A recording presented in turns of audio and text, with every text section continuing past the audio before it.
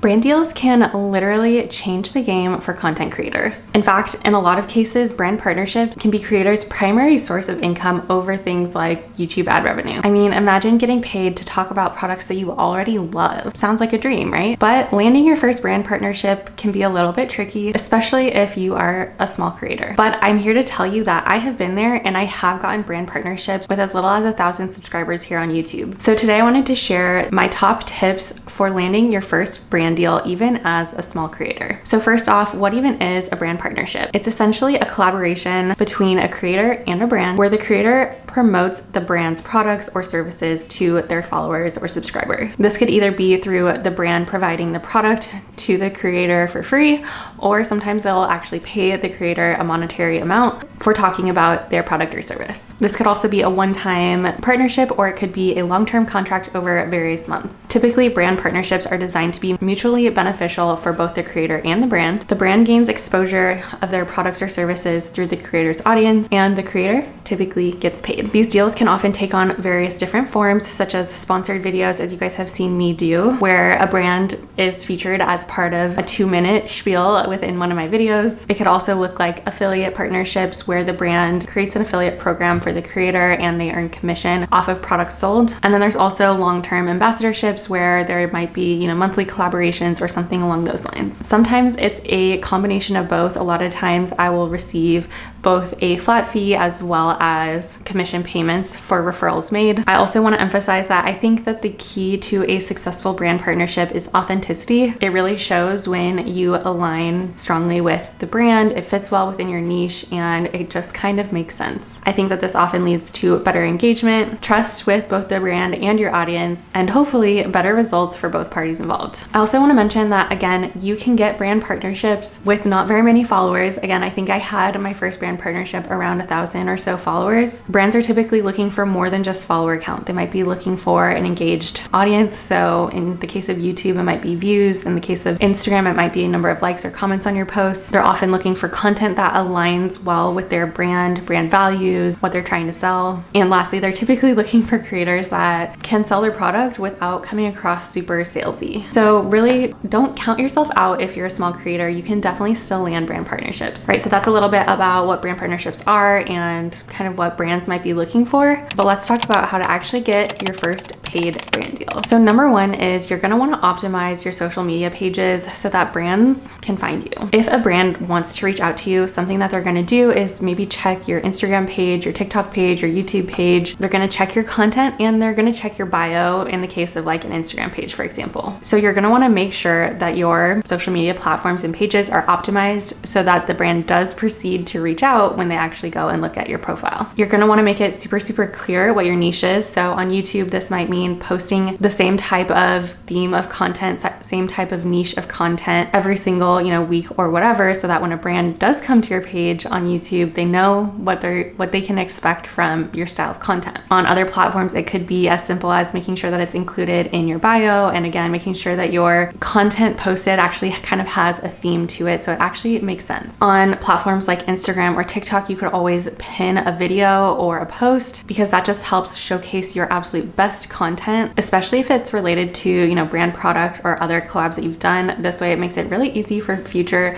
potential brands to see what your work is already kind of like. And of course, consistency is key to everything. Brands want to come to your profile and make sure that it's active, make sure they're posting on, a weekly, bi-weekly, whatever basis, because they're not going to want to collaborate with somebody that just posts kind of sporadically. Maybe it's once a month or once every couple of months. They want to know that they're going to get, a good amount of engagement from the person that they're partnering with. I would just say kind of think about your profile, your social media page as your resume for brand partnerships. The brand should be able to come to your profile and instantly know what your content is about. All right, now that your social media profile is optimized, we're going to start pitching to brands. So I would suggest finding brands that align to your content. If you are a travel vlogger, you're probably not going to want to pitch to brands that are in the financial niche. That just doesn't really make sense unless you're maybe like a budget travel vlogger or something like that. But the point is to find brands that really strongly align well within your niche, because that's just going to make it easier for the brand to say yes. I might recommend as a place to start with this as look at products products or services that you already use, because again, I think that this is just going to make it even more genuine when you do start creating content for that brand. Email them a short and to the point pitch. For example, it could just be as simple as, hey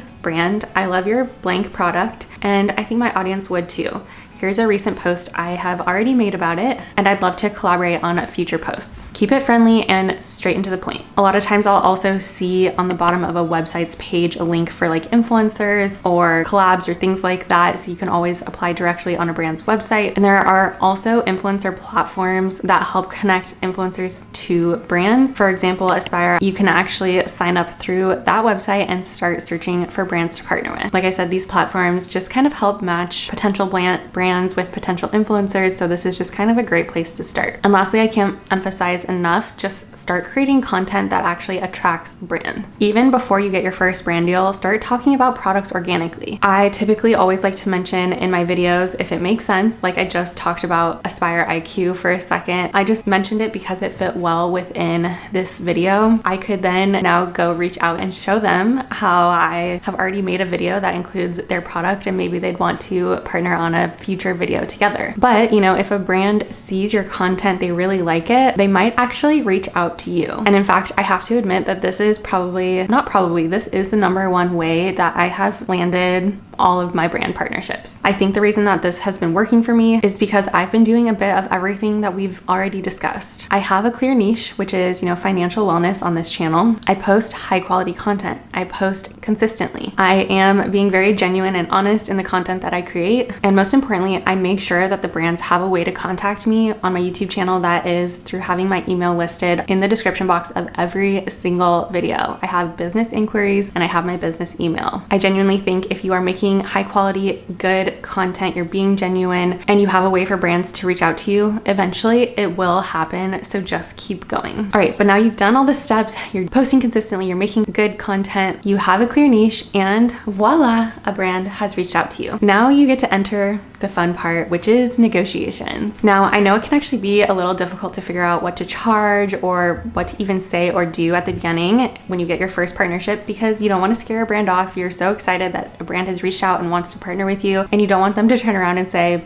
never mind. But I also think it's important that you do not undervalue yourself and remember that there will always be more brands coming. So first off, in some instances, brands may only be willing to exchange product for your services, your content creation. And it's really up to you to decide if this is worth it. In some cases, I have proceeded with a brand partnership simply in exchange for product because I already know, love, and probably already use those products. And because of that, maybe it's a really well-known brand. Maybe it's a brand that I want to build a solid relationship with so that we can partner again in the future. I might say yes to just simply exchanging my services, my content for their product. And by the way, I also think that this is a great place to start if you haven't gotten a paid brand partnership yet, but a brand reaches out and is willing to exchange product for your content. This could be a good way to kind of start building that brand partnership portfolio and showing how you might incorporate brand partnerships to future collaborators. But let's say you do have a brand that reaches out and wants to pay you that sweet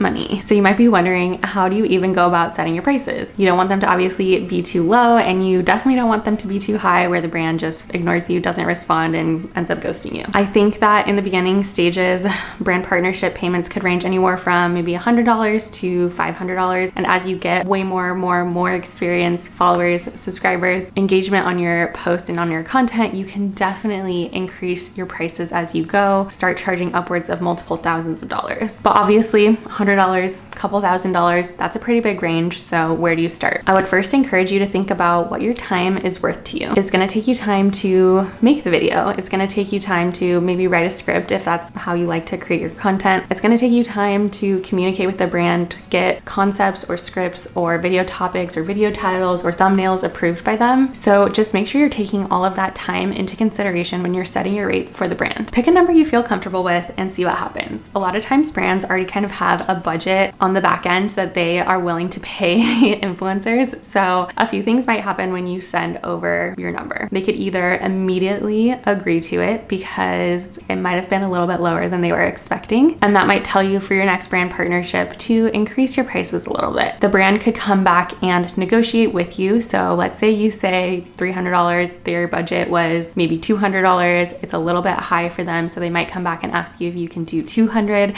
and that's where you can kind of work out where a good landing point is for you. If you start entering these back and forth conversations, that gives you a little bit more, I think, guidance on what to expect, what brands are expecting. Or a third thing could happen, and that is the brand simply just does not respond, blows you off, ghosts you. Trust me, that has happened to me as well. And in that case, it might mean that your price point was just way too high for their brand, for their budget. And you know, that's okay too. I think that's also a learning opportunity to say maybe next time you take your prices down just a little bit. I personally believe there will always be more brands, more partnerships coming your way. So don't be afraid to set your numbers a little bit on the higher price point. Make brands come back to you, negotiate, etc. You can always adjust in the future. And of course, don't forget that as your brand, platform, content, audience, etc. continues to grow, you can always take your prices up with that growth. But really, I think that's about it when it comes to brand deals. It's really about setting yourself up for success, optimizing your content to make sure that brands can find you, start pitching to brands that you know, use, and love, and the brand partnerships will come. Be confident in your pricing. Don't sell yourself short. And let me know down in the comments what brands you would absolutely love to work with. I definitely have a few on my dream brand list, so I'd love to hear what some of yours are as well. If you found this video helpful, useful, please let me know down in the comments as well. You can also hit that thumbs up button. It just helps me know what videos you guys like seeing from me. I hope you found